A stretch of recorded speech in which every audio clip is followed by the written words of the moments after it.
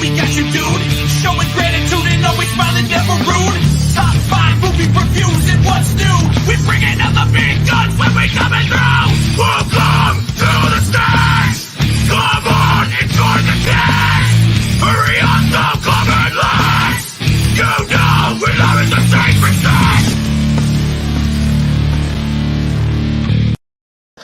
Good evening, everybody, and welcome to another episode of Live from the Secret Stash. We back! I am one of 3 hosts, Christian Cordes, joined always by... I am Michael Zapsik, and joining us remotely from a bunker... In an undisclosed location. In an undisclosed location, the lovely and talented Julia Zapsik. Who, thanks to dogs, will be... muted for probably most of the podcast. Yes, those dogs are douches. And they are. Hey, Doc, can you hear me? Doc, come here. Oh, no, don't do that. Oh, no, he will start barking. You will. It's because he's, like I said, he's a douche. I'm still recovering from something that kicked my ass. Yeah, I want to thank Bill Boza for giving my wife a dose of whatever the hell it is. So thanks, Bill Boza. Thanks, Bill. Yeah. Anyone, if you want to go on Facebook and just trash the MFer, go to town. It's called The Good Soup Live, people. Yes, it's called Good Soup Live. Fuck that guy who voices God. You know, that guy who voices God on that show. He's a piece of crap. It's my favorite part of that whole Michigok. Oh man, how you guys doing? It's been 2 weeks. Been 2 weeks. We took the first week off because something happened. Yeah. And then we took the second off because something happened. Yeah. It was planned for 2 weeks. Yeah. So but hey, we're here. We're back. We're back. To be honest with you, I really did need the refresh. You needed to recharge those batteries? I did. Shout out to my sister. She's been dealing with some stuff over in Los Angeles. My mom's out there taking care of her right now. Okay. So I love you, Mia. Hopes and prayers? Hopes and prayers. But she's good now. Oh, excellent. I love you, Mia. I love you and I miss you. I've never met Mia, but I love you, Mia. Oh. So. But yeah, everybody's good now. It was just, honestly, it was just not a moment where I wanted to be in front of a camera. So I was like, you know what? This is something that I needed. But then when I realized Wednesday was coming up, I was like, oh my God, Michelle, I got to go back and do Michelle. You did. This is going to be so good. And it was actually kind of funny because I was watching, you and I did that thing with Chris Abalo. Yes. If you get a chance, folks, watch Chris Abalo's podcast, the Cape Experiment. It's a lot of he'll butcher us if we get the title wrong. Chris Abalo's podcast experiment. There you go. Cape. But yeah, it's Chris Abalo's podcast experiment. Sorry. And Chris Abalo, we have a blast. We usually run, I think he cuts the podcast down to about an hour, but we record for about 6 or 7. Yeah. It feels like that. Holy crap. Just because Kevin would be proud. Yeah, there's no filter there. And we're just sitting there talking. And you hit record as soon as we sit down. And we're off to the races, of course, because there's gold in them Nar Hills. That's true. I think he's made, like, out of one bull session with the 3 of us, I think he's made like 5 or 6 podcasts out of it. Oh yeah, just the 2 of us and him. Yeah, it's been a good time. A Frankencast, if you will. That's he just Sicilian vampires. You know? Oh my God! Holy, that was Jesus! That was just talk about like falling down a rabbit hole. Oh my God, it was insane. Yeah, but that's the fun we have on there. We got to get him on here. We've had him on. We had him on as our second guest. Yeah, he was. Or no, our first guest, or one of them. I think he was like right in the beginning. Yeah, very, very much so. But Engelbert Humperdinck has a great question for you. Is there going to be a top 15 for oh my God, I should have done that. Because there's a couple things that I want to talk about. There was a comic. Let's talk comics for a second, folks. There's a comic that came out that blew my mind. It was, and this is not something that happens a lot, but this was, it was called Something Epic. Ooh. And goddamn if it didn't live up to its title. Can you vamp for a minute? Sure. Pardon me. No, I'll vamp, no problem. But yeah, no, that sounds incredible. Oh, by the way, I read. I'll let the good people at home know. I read the comic book, the Batman comic book that was in our last top 5. The one where he encountered the 66 Batman. Guys, that is like, it's amazing. It is one of the best issues of a comic book I have ever read. It's so much fun. Yes. That crossover Batman one. Yes, the multiversal Batman. I now want Batman into the Batverse. I don't care. Like, I want it. It'll be even if it's derivative. I'm like, fuck that noise. I want that. This is my gift to you. Go show everybody at home. y'all. It's called Puppet Horror Theater. Whoever made this comic, It's cartoon puppet horror theater. Cartoon Puppet Horror Theater. So I'm calling whoever the producers are of this. We're gonna turn this into something. What is this? This is amazing. Yes, I figured you'd like that. Well, yeah. yeah, I'm not a it goes moron. without saying. So something I'm epic. not a moron. Something epic was created, written, and illustrated by Simon Kudransky. Simon Kudransky. This was, bar none, the best thing I've read in a long time.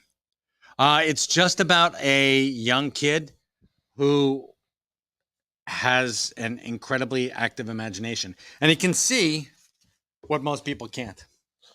Ooh. Like, he sees the multiverse. Oh, what the fuck? Yeah. Well, that's pretty. And he's able to interact with it. So this is Who put that out? This was Image and Simon Kudransky, and it's just epic. It is something epic. Ooh. Which is the name of, oddly enough, the comic book. It's really, really well done. You know what? Here, I want you to read this.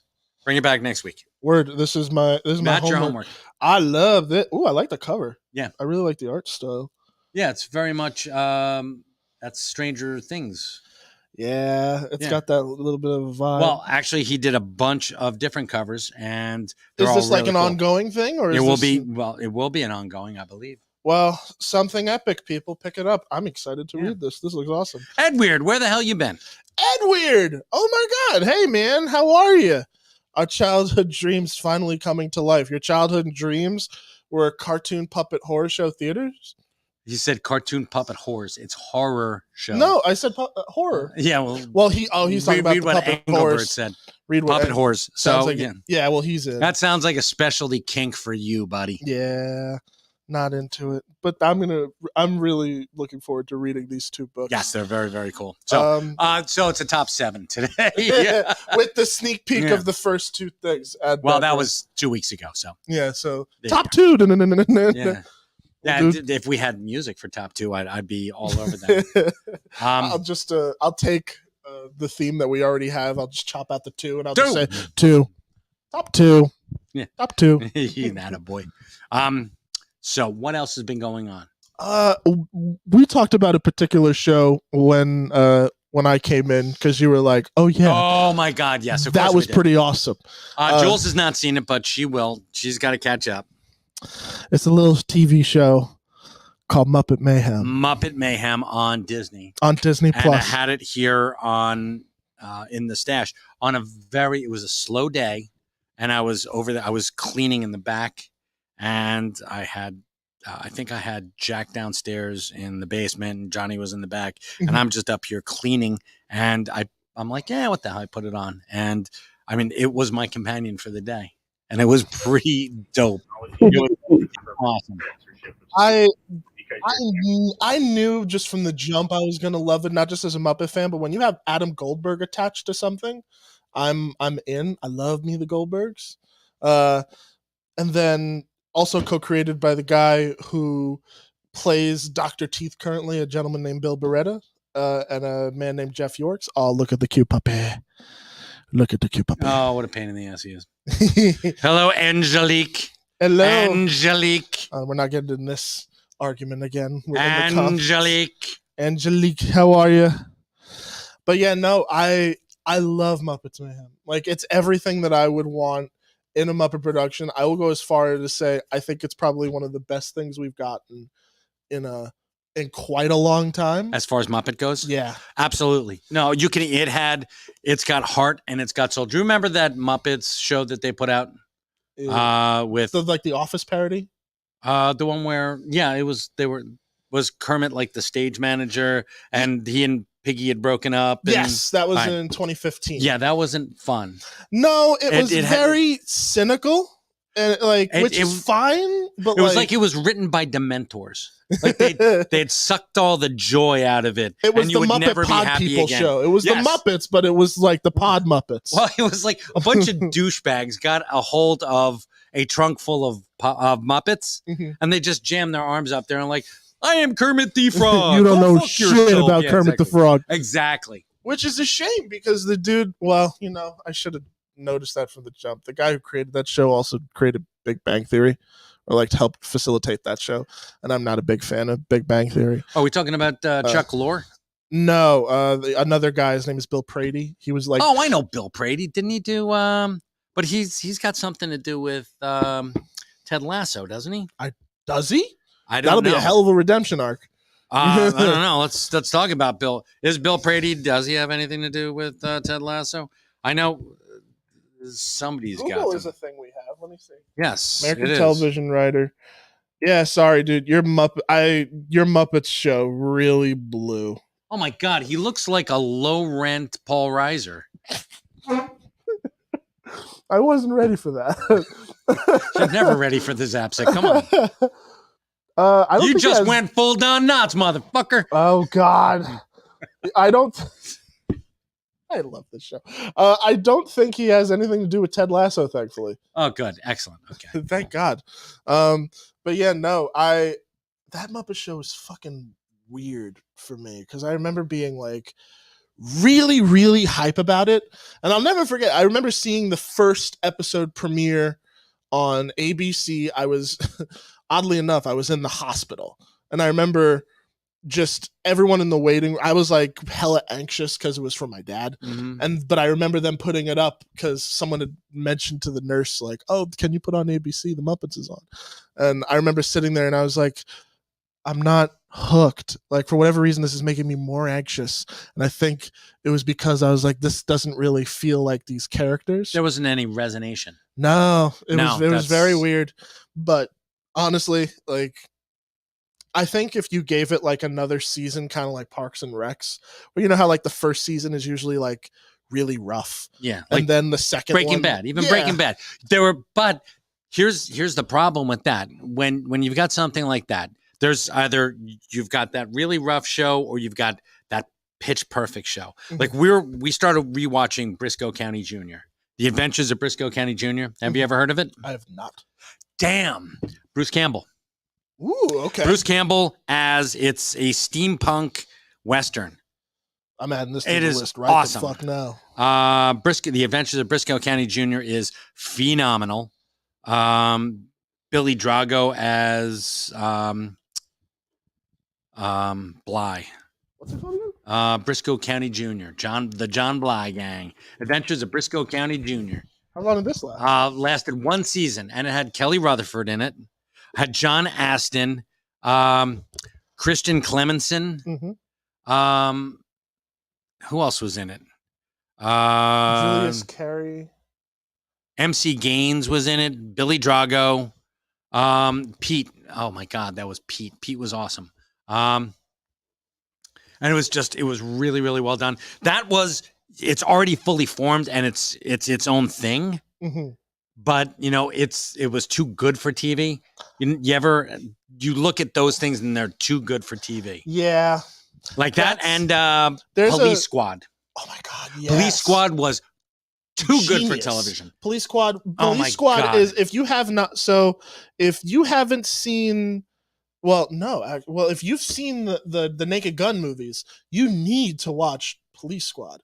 Police Squad was the TV show that predates the Naked Gun. Hell yeah. If anything, the Naked Gun was like we're bringing back Police Squad, but we're going to do it in a theatrical form, and it yeah, works. And besides, O.J. Simpson needs work. Yeah, exactly. Oh, I fucking love those movies. I know, They're but so it good. was so much better because when you want the TV show was fantastic because instead of O.J. Simpson, you had Peter Lupus. Yes. He was amazing, and you had Alan. Instead of Hold on. George, Because they what's his changed the name? cast a little They bit. did. The only one of the only remaining people was Leslie Nielsen. Yeah, But I think everybody else at that point was replaced. yes, they replaced everybody, and just I mean, it was so 6 episodes. amazing. Wow. So these are fully formed shows that and Serenity. Serenity was pitch perfect. It already had its footing, but it was too good for television. Mhm. And that's the thing. But then you get those shows that you see those flashes of brilliance, Yes. you know, that you're like, I'm going to give this, you know, it's a little rough, but I'm going to give it a chance. Like Breaking Bad was that way. For me, the first season dragged, but you had to get through the first season. Even Buffy the Vampire Slayer. Yeah, First season dragged. There are certain shows that like really put me off, and you know what show that was for me? The Office. The Office was that for me, where the first season just was so awkward and so out of touch with its own tone that I was like, I don't know if I like this. And this was around the time that like everybody was hyping up The Office again because everyone was like, oh, it's on Netflix, you have to watch it. Yeah. And I'm like, I watched the first season. No, the fuck I don't. I'm good. Because usually you have to, that's how you hook me in. Christopher Hewitt's like Supernatural. I don't think Supernatural kind of falls into that camp. It does not. And I think Supernatural understood what it was from the jump. right. I have an expert here on Supernatural. You can talk to Julia. She was like all about Supernatural. I don't know if expert is quite the right word, but yes. You were on a panel. I have watched it quite a few times. This is true. You were on a professional panel with a bunch of people. Yes. I had a lot of fun with Dr. Travis Langley and Dr. Vicky McCoy, Dr. Lynn Zubernis, all of whom are true experts on Supernatural. They invited me to be their fourth, and that was a lot of fun in Philadelphia WizardCon, right? A few years ago. That's awesome. Mm-hmm. It was a lot of fun. I do believe in ghosts. I've definitely seen one in my lifetime. I know for a fact my last house was haunted. 100%. Yeah, I can tell you that my house used to be. My mother haunted my house. Oh my God! Yeah. His mother goes around and visits all the kids, so it's like she'll spend a few months with everybody throughout the year. Just checking in on everybody, seeing how everybody's doing. Yeah. But yeah, no, Supernatural was one of those shows that had a really good first episode and just really just kind of just kept ramping up in terms of like its lore, its stories. Oh yeah. The relationships. I mean, they kept adding to it. And I mean, it got really, I don't even think it was ridiculous. I loved the idea of the Men of Letters. Yeah. Which anyone who doesn't understand, it was these guys who they were like the Men in Black, but they were the Men of Letters. And it was, there was sort of, wasn't it sort of like the Knights of Columbus or something? You had to be invited to be, and it was, and you also had people who like being a Mason, right? And there were legacies. Yes, there were legacies. Yes, and they were part of the legacy. They had their own little motor pool. Yeah. I loved when they introduced that aspect of that to the show because I was like, the bunker was really, really cool. Yeah. It was one of those things where it's like, I wish I would have stumbled upon that. Like, I know. How cool is that? I mean, I like to kick in doors of abandoned houses. I never see shit like this. Exactly. God damn it. Oh, man. But I really did adore that show. Another one that's a slow burner, oddly enough, is Always Sunny in Philadelphia. That was one where the first season didn't have Danny DeVito. Yes, and that was its not almost downfall. Yeah. But then the guys at FX were like, we'll give you another chance, but you need a name. And they're like, okay. But and I mean, it was just saved it. Danny really saved it. He really brought that whole cast together and made them shine. He was and you can skip the first season, actually. Actually, no, I wouldn't. You wouldn't? No, there were some, like I said, there were flashes of genius in that. I do have to appreciate, like, as a filmmaker, how that show came together. Like, they shot like their own version of a pilot for that show with DV tapes for like $200, Mhm. and FX saw that and was like, yeah, we'll give them a little bit of a budget. Let's give him $1 million. Not even, dude. Like, those first seasons were cheap. Oh, I'm sure. When Danny DeVito signed on in the first season, he only had the second season. The second season. When he signed on, he only had 30 days to shoot, which for a TV show, that's not good.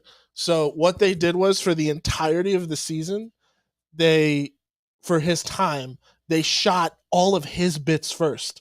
So throughout the day, you could be shooting episode 1, but then switch the script, and then you're shooting episode 12. Yeah, Danny's over there like, hey, Charlie, I shit the bed. Yeah, exactly.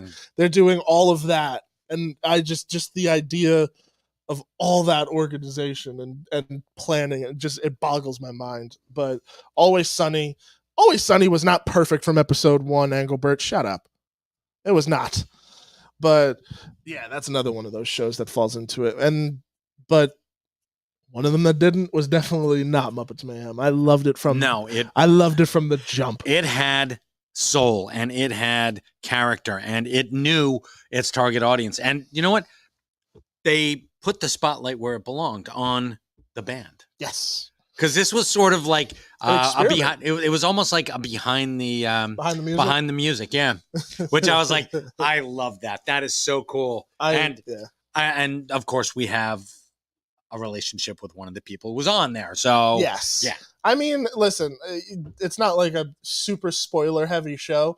You kind of get where they're going with the plot, like, real quick. Of course, yeah. But oddly enough, this is one of the first times in a while where I was like, I love these Muppet humans. Like, I love the people that they surround them with. Like, I loved the characters that they created for the show that were surrounding the actual Electric Mayhem. Like, they were very real, them. And they didn't. Here's the nice thing. Bog thing. it down. Exactly. Not only that, but they also didn't play it.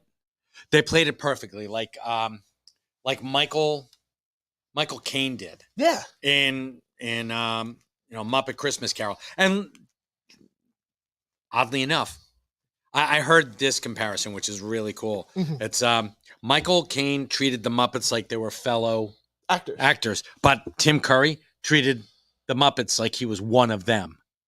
So, like, he was a Muppet. So Tim Curry played it like he was a Muppet, and Michael Caine played it like the Muppets were real. Listen, which I love. That being said, I do love Muppet Treasure Island, and I love that we're doing Keep Calm and Curry On soon. But man, am I sad that Muppet Treasure Island isn't a part of that lineup. Damn it. I know, dude. We're doing Clue, and crap. I don't want to say Rocky Horror. I don't think we're doing Rocky Horror. I'm hoping you're not. I would love to see oh shit. He was G. Gordon Godfrey on Young Justice. That was an amazing voice. He also did the voice of the Emperor after Ian, what's his name, died. The guy who played Abercrombie, Ian Abercrombie. Really? Ian Abercrombie, who was Mr. Tim Curry pops up. His voice pops up everywhere. It's amazing, though. The more you start digging. That's right. Yes, it does. For me, one of my favorite Tim Curry performances is basically when he played Stephen King in a Scooby-Doo animated movie. He played. That's awesome. He played a guy named, I think, Victor Croft or something. Oh, I would have loved it if it was Stephen King in there. It might as well have been. Why in the hell don't we just no artifice, no pretense. Fuck it, this is Stephen King, and it's like, I'm Stephen King. I mean, if you look at the picture, it does look a little like him, but yeah, no, he plays the bad guy in that movie Scooby-Doo and the Witch's Ghost. Okay. And that was like one of the first times where I was like, wait a minute, I recognize that voice. And then it would just occasionally pop up more and more and more and more and more. And then, of course, you can't forget that he was also Pennywise. Of course. Yeah, but like, it's one of those things. Oh, were you guys doing it? Are we? No, that can't be. No, they made it into a movie, though. Now you got to check. Oh, that would be so dope. If we're showing it, the original, That would be that'd so be cool. sick. Oh, we're doing Clue and Legend. All right.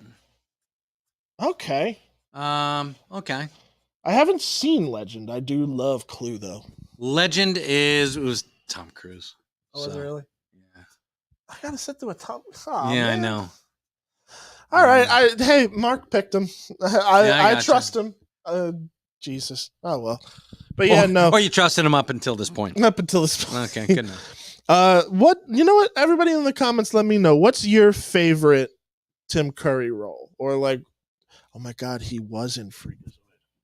I forgot he was on Freakazoid too. I love Freakazoid. Freakazoid is that was in the sweet spot of animation when I was like 20, 25, 26, and I'm like, I'm all about this. Because it popped up in that crop of like Yes, Animaniacs, Tiny Toons, right?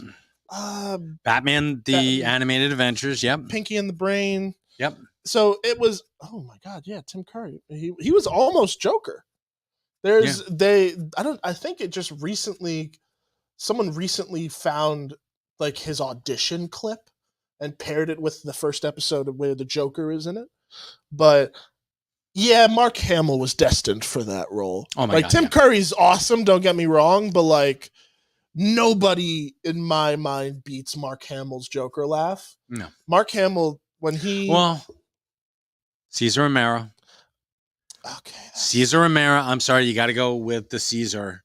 This is he's got the laugh. He did have it down.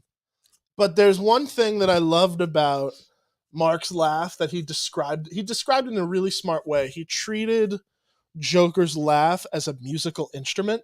So like different moods, like he would react like differently with the laugh. Sometimes it was more like guttural. Mm-hmm. Sometimes it was more just high and mighty, and it was different depending on the scene. And he's right. Like it is all the iconic laugh, but different in terms of its execution for whatever mood the character was in. Of course, yeah. That sounds like a That sounds like a great. That's it. He uses it as an accessory. Yes.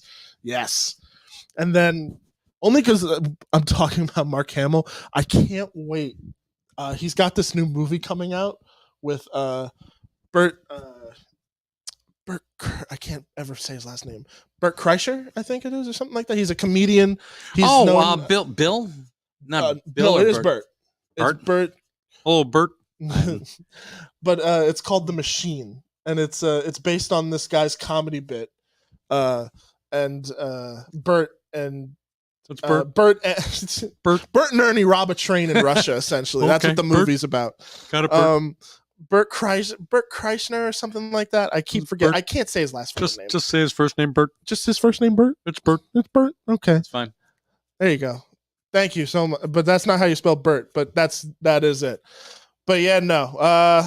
He's Bert. playing this guy's dad in The Machine. Okay, cool. And they, from what I've heard, because Kevin actually did this guy's podcast, and it's a great watch if you guys. Bert? Yes, Bert? He did Bert's podcast. Bert? He did. It's a great episode watch. Excellent. I'm very happy. But yeah. Sorry, I know I went off on a tangent with Mark Hamill and stuff. No, like we're that. good. But yeah, everyone's just kind of putting in their favorite roles with Curry and stuff. Curry is forever the heart of Rocky Horror Picture Show. He put out some amazing albums too. He did? I did not know that. Damn. Home Alone. Oh my God. Wasn't it Home Alone 2? Home Alone 2. Was it to 2 be or 3? specific. No, it was 3. Home Alone 3. Was he? Yeah, No, it was 2. it's 2. He Yeah, was 'cause the it was, the hotel manager. Yeah. Oh my God. Say I love you. I love you. Oh man, he had funny. Oh my God, he was on Psych a couple times. Okay.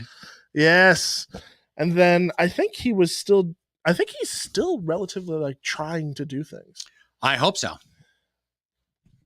He, if I'm not mistaken, I think is still active. I'm just giving my wife the thumbs up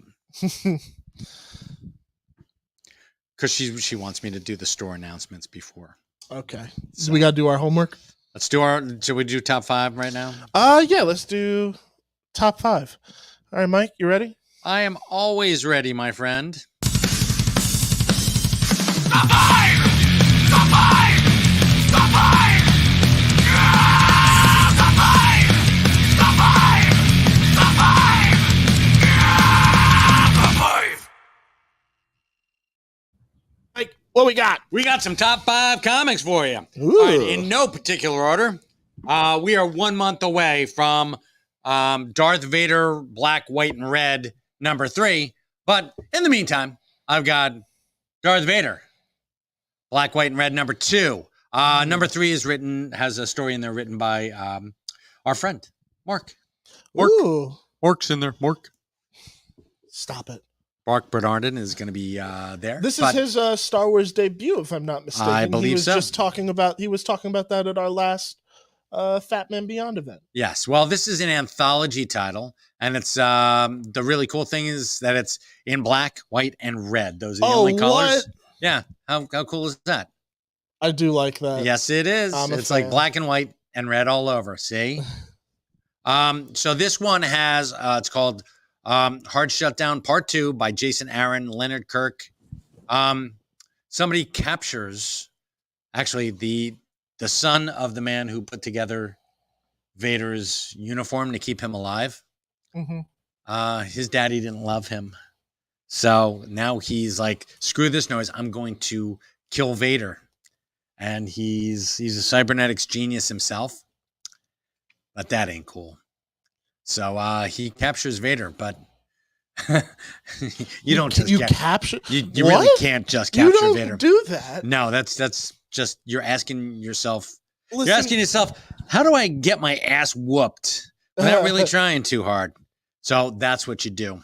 You know, some people may have mixed opinions on what Disney has done with Star Wars, but the one thing that I'm thankful for is that they have just kept Vader just a badass through and Yes. through. Everything that he's been through so far. Yes, Yeah, there we he go. is still badass. He's still badass, and they haven't taken that away from us. Nope, and thank Yeah. God. They better not. They better not. He better not be woke. I don't want him woke. Then there's the Endless Murphy. Endless Murphy. Yeah, because Vader's Irish. What'd you do to the Dropkick Murphys, Mike?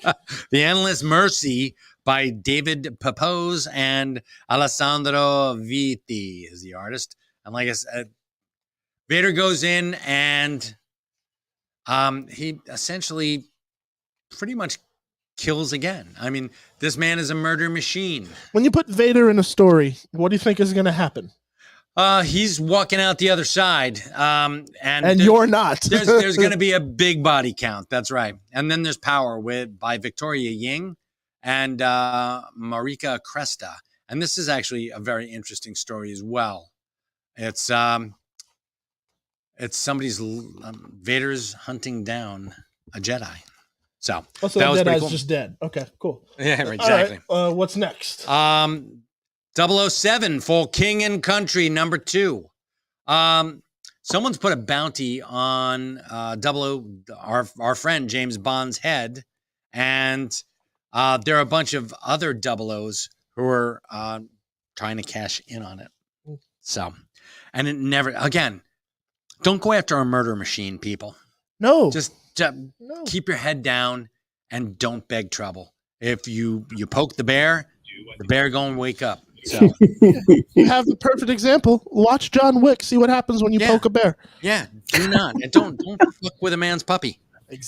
Fuck yeah. Yeah, all right. So and this is Action Comics 1055, which is actually really really cool because we've got this is, if you don't notice, folks, this is a kind of a homage to the Return of Superman, the Reign of Superman, actually. Cyborg Superman, Steel, Superboy, and the Eradicator. Those are the gents that popped up after Superman died. Yeah, after the big Yep. Death of Superman comic. Yes, sir. Ah, okay. And so they're all in here, and there's a reason for that. Boy. This one. All right, what we got? This is my second favorite one of the month. City Boy. This is a Was he born and raised in South Detroit? he was no, you wish. It's I'll really excuse this myself. is yeah. Let me play out. So this is actually get your ass back here. This is a kid who's an orphan of the streets of Asian American descent, and his power is he talks to cities. Wait, what? Yep. Very cool power, by the way. Cities help him find stuff like, I don't know, treasure. That's Stuff. a really. Wait a minute. What? That's This so is cool. this is a really cool, but this isn't the first time that this has been a power. Warren Ellis came up with this for Jack Hawksmoor of Okay. The Authority, Stormwatch / The Authority. So this is going to be really cool to see going forward. I think that his story is going to tie in to Jack Hawksmoor of The Authority. And who's got his eye on City Boy to join his team? None other than Darkseid. Oh, shit. Yeah. Oh shit. I like that. I really dig that. Actually, that's a really cool premise for a story. You can talk to the cities and it tells you its secrets. Pretty That's cool. so fucking cool. Yeah, right?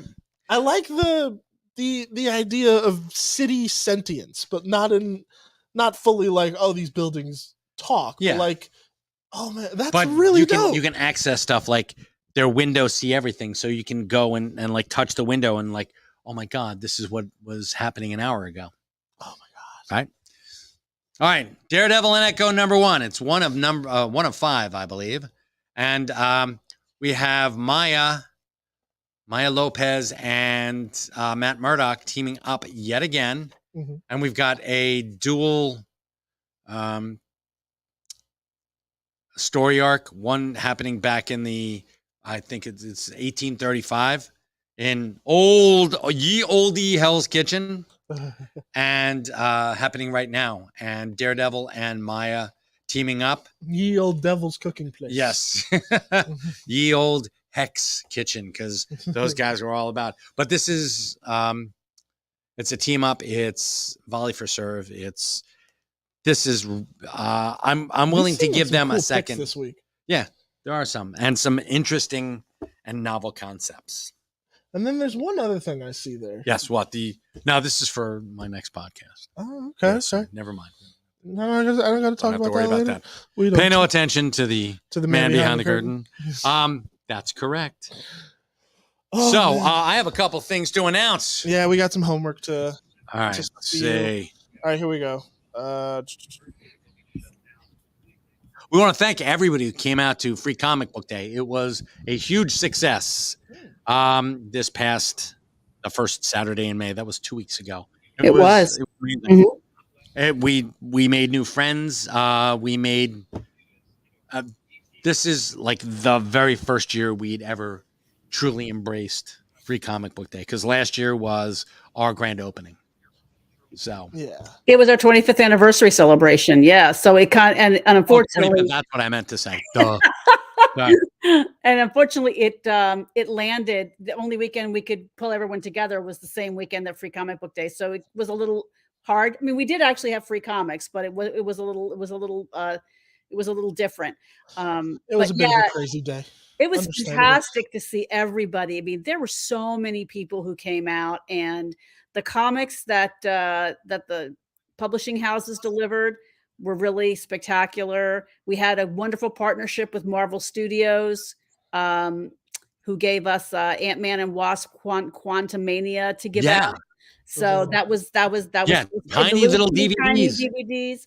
I know, or Blu-rays. That was super cool. So yeah, it was exciting. It was nice.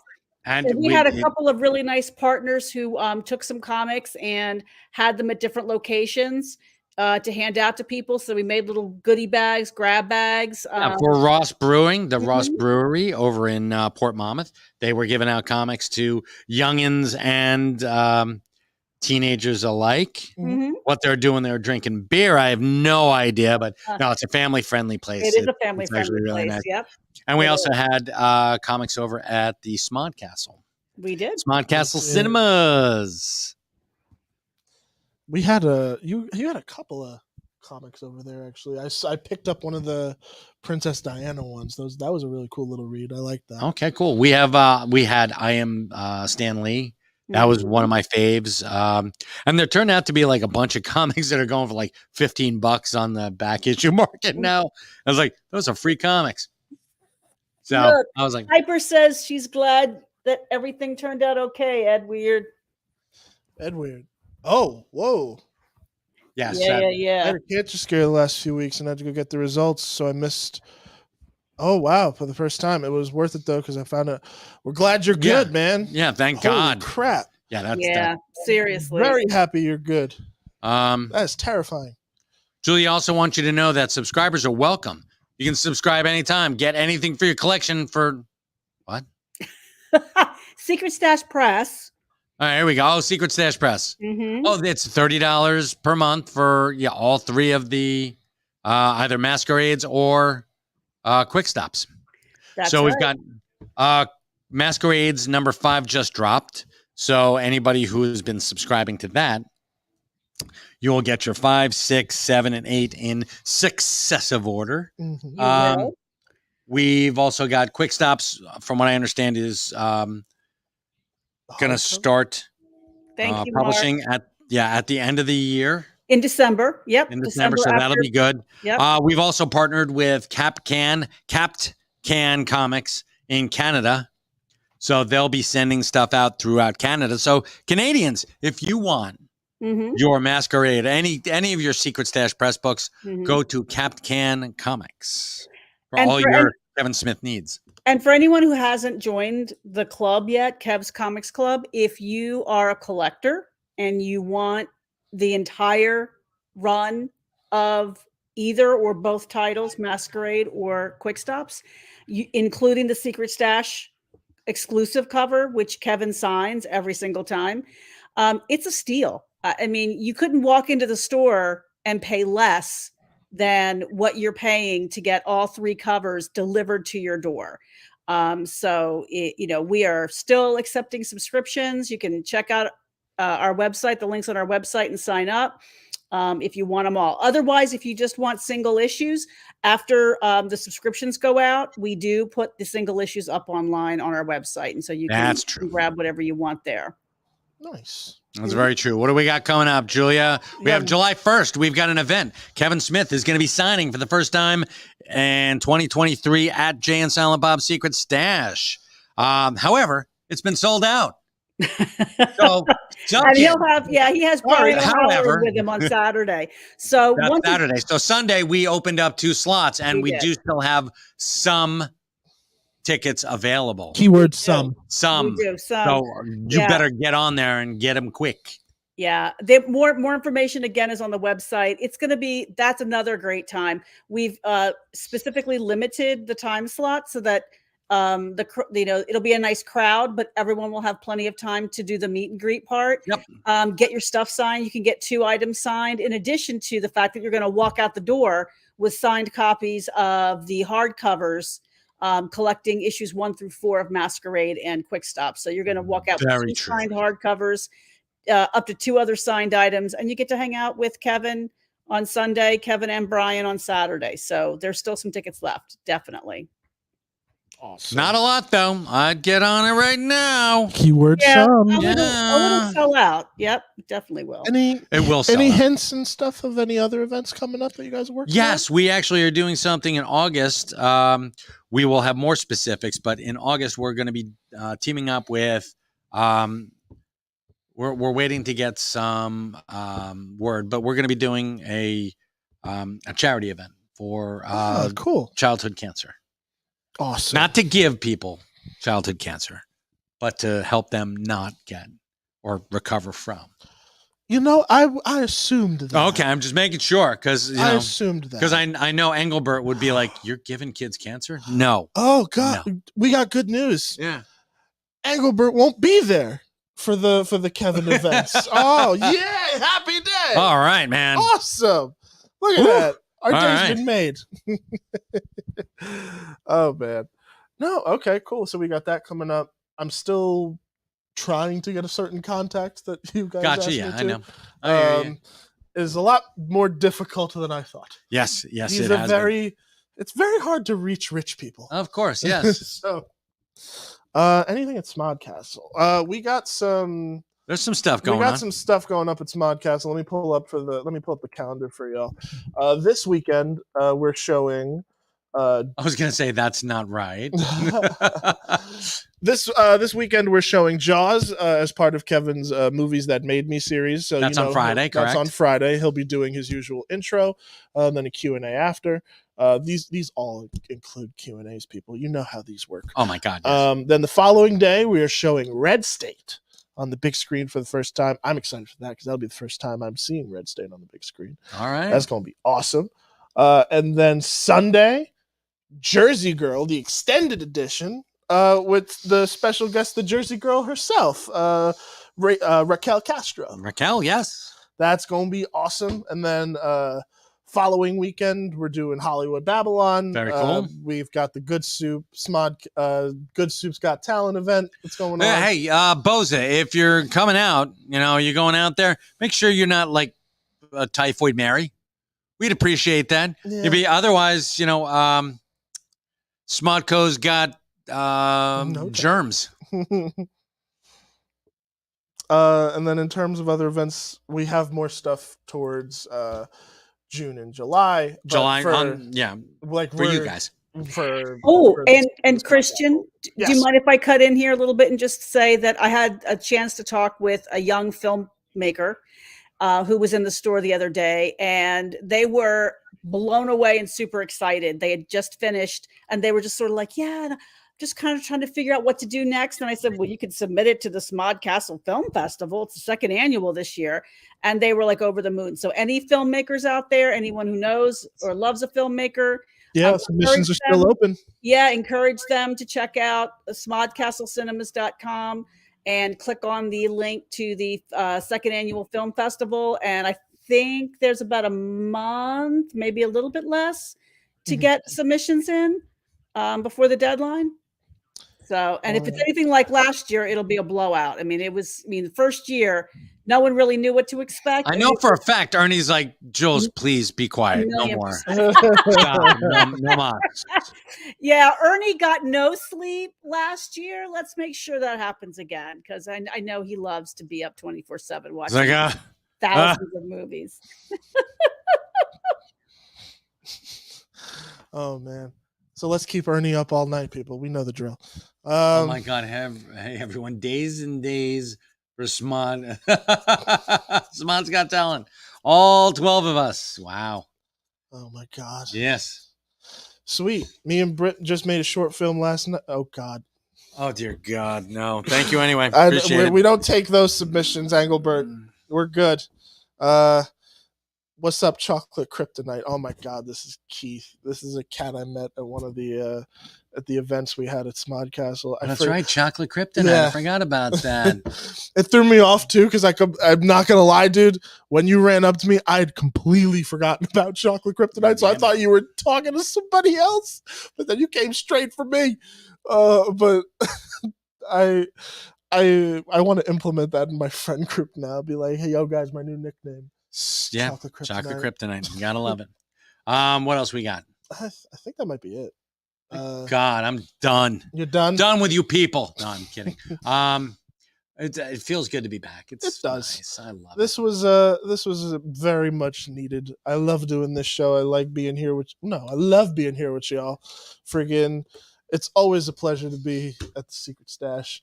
Guys, thank you again for tuning in to another episode of Live for the Secret Stash. I'm Christian Cortez.